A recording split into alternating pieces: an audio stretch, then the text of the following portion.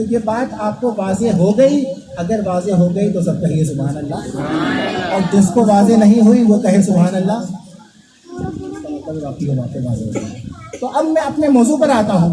جب یہ شب برات کا جب ٹائم آتا ہے نا تو لوگ آج کل ایک بدعت اسٹارٹ ہوئی ہے.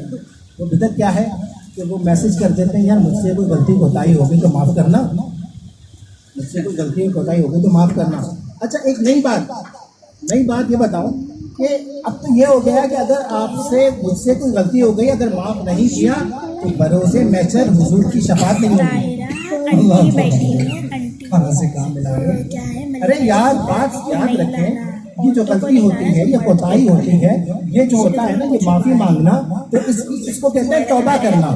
معافی مانگنا اس توبہ کی ایک باقاعدہ تعریف ہے اور باقاعدہ اس کا طریقہ کار ہے. ایسا نہیں ہے آپ نے اگلے کا ستیاس کر دیا، اگلے کی واٹ لگا دی اور آپ نے میسج کر دیا ٹک. ایسا نہیں ہوتا ہے. ارے توبہ کی اصل تعریف یہ ہے، توبہ کی تعریف یہ ہے کہ سابقہ زندگی میں اگر کوئی آپ سے کوئی غلطی گناہ سرزد ہوا ہے اور آپ اللہ کے خوف کی وجہ سے آئندہ وہ نہ کرنے کا ارادہ کرتے ہیں تو اس کو توبہ کہتے ہیں.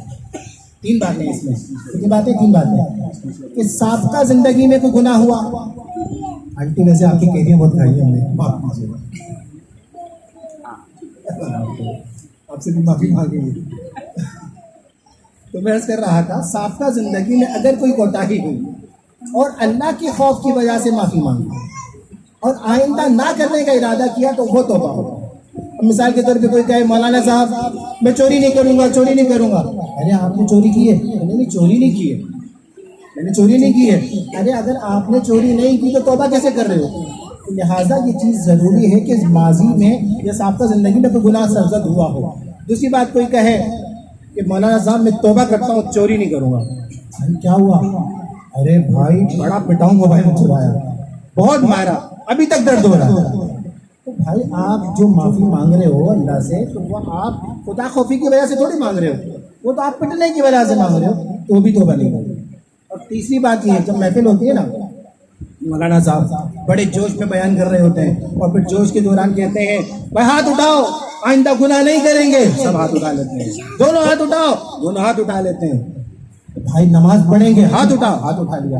روزہ رکھیں گے، ہاتھ اٹھاؤ. کسی کو تنگ نہیں کریں گے، ہاتھ اٹھاؤ. ہاتھ تو اٹھا رہے ہیں لیکن اندر سے نفس کہتا ہے نہ ہاتھ تو بلے اٹھا لو لیکن پختہ ارادہ نہیں کرنا. ابھی پختہ ارادہ تو بہت سارے گناہ کرنے ہیں، بہت لوگوں کو پریشان کرنا ہے، ابھی منافقت کرنی ہے، ابھی دھوکہ دینا ہے، ابھی لوگوں کو گالیاں دینی ہے، ابھی چونچرا کرنا ہے، ابھی پریشان کرنا ہے. ارے ہاتھ بلے اٹھا لو، زبان سے کہہ بھی لو لیکن دل سے پختہ ارادہ نہ کرنا. تو یاد رکھیے تین باتیں جب تک نہیں ہوں گی کہ سابقہ زندگی میں کوئی گناہ ہوا، دوسری بات یہ ہے کہ آپ نے خدا خوفی کی وجہ سے توبہ کر رہے ہیں، اور تیسری بات یہ ہے کہ آپ نے پختہ ارادہ کرنا ہے کہ آئندہ نہ کرنا ہے. یہ تین باتیں ہوں گی تو اب یہ جو گناہ جو سرزد ہوتے ہیں اس کی 6 قسمیں ہیں. کتنی قسمیں اس میں؟ صحیح 6 قسمیں ہیں. اس کو ہم شروع میں یوں کرتے ہیں ابتدائی طور پہ حقوق العباد کی کوتاہی اور دوسری حقوق اللہ کی کوتاہی. یوں کہہ لیں حقوق اللہ کی کوتاہی اور دوسری حقوق العباد کی کوتاہی. اب حقوق اللہ کی جو کوتاہی ہے اس کی 3 قسمیں ہیں. ایک یہ ہے کہ مالی عبادت کی کوتاہی ہوئی ہے، دوسری ہے بدنی عبادت کی کوتاہی ہوئی ہے اور تیسری ہے ذاتی کوتاہی ہوئی ہے. اب میں تھوڑی سی تفصیل سے بتاؤں. مثال کے طور پہ بدنی عبادت کی کوتاہی جیسے نماز قضا ہو گئی، روزے قضا ہو گئے، بدنی عبادت کی کوتاہی یہ کہلائے گی. نماز قضا ہو گئے، روزے قضا ہو گئے، یہ بدنی عبادت کی کوتاہی ہوگی. اب اللہ سے معافی مانگنا یا رب العالمین تو معاف کر دے، ہم آئندہ جو ہے قضا نماز نہیں کریں گے، روزہ قضا نہیں کریں گے. تو اس کا یہ مقصد نہیں ہے کہ آپ کی نمازیں معاف، آپ کے روزے معاف، نہیں، اس کا یہ مقصد ہرگز نہیں ہے.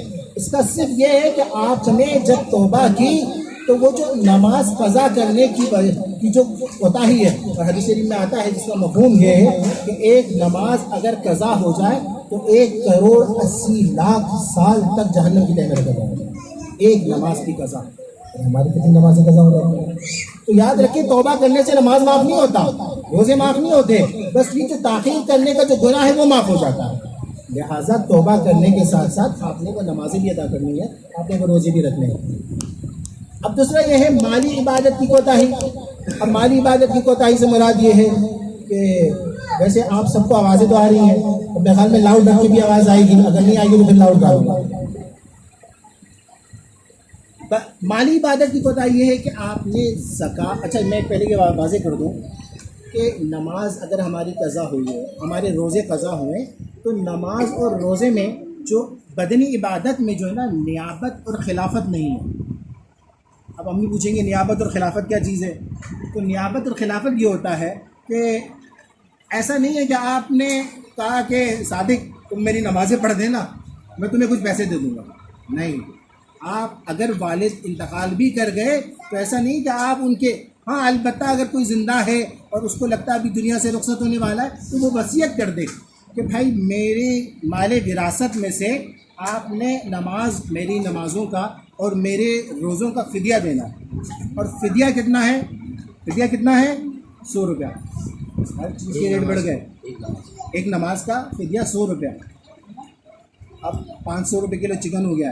ہر چیز کے ریٹ بڑھ گئے. ہاں, عشاء کے 2 اور روزے کا بھی ایک فدیہ, ہر چیز کے ریٹ بڑھ گئے, لیکن فدیہ وہی 100 روپیہ. بچپن سے سن دے 100 روپیہ, تو بھائی کچھ فدیہ بڑھانا چاہیے. تو اب میں عرض کر رہا تھا, ہاں اچھا اب یہ تو ہو گیا بدنی عبادت کی بات. اب مالی عبادت کی جو کوتاہی, اگر زکوٰۃ نہیں دی تو اب پہلے تو توبہ کر لی, زکوٰۃ جو فرض تھا اگر کسی پر. اور ایک بات میں واضح کر دوں, میں یہ خواتین کو تو زیادہ معلوم ہونا چاہیے کیونکہ سونا خواتین کے پاس ہوتا ہی ہے. اچھا جہاں تک میرا مشاہدہ یہ ہے, امی کے پاس نہیں ہے, نہیں ہے. اچھا پھر بھی رات کو سوتے ہیں, سونے بغیر کام نہیں ہے. اللہ پھر بھی سکون کی نیند سلاتا ہے اللہ کی. میں اچھا لوگوں میں کیا معروف ہے, لوگوں میں یہ مشہور ہے کہ 7.5 تولہ سونا ہوگا تو زکوٰۃ فرض ہوگی. لوگوں میں یہ مشہور ہے کہ 7.5 تولہ سونا نہیں ہے تو زکوٰۃ نہیں. دیکھیں اس کی حقیقت یہ ہے, مثال کے طور پر دیکھیں ایک سونے کی وہ ہے کہ اگر آپ کے پاس صرف سونا ہے تو 7.5 تولہ سونا, اور اگر سونے کے ساتھ سونا نہیں ہے, آپ کے پاس تھوڑے پیسے ہیں, اگر چاندی, دیکھیں ایک تو ہو گئی سونے کی نصاب, ایک ہوتا ہے چاندی کا نصاب, اور ایک ہوتا ہے مکمل نصاب. مکمل نصاب یہ ہوتا ہے کہ اگر مثال کے طور پہ چاندی آپ کے پاس, کم سے کم نصاب یہ بنتا ہے کہ 52 تولہ چاندی کی رقم آپ کے پاس جس تاریخ کو ہو گئی. آج کیا تاریخ ہے انکل؟ 20 تاریخ کو اگر آج آپ کے پاس 52 تولہ چاندی کی رقم آ گئی. اب رقم سے مراد یہ ضروری پیسہ ہو. اب آپ کے پاس 2 موبائل ہیں, ایک تو آپ کے پاس ضروریت ہے اور ایک آپ کے پاس ایکسٹرا ہے.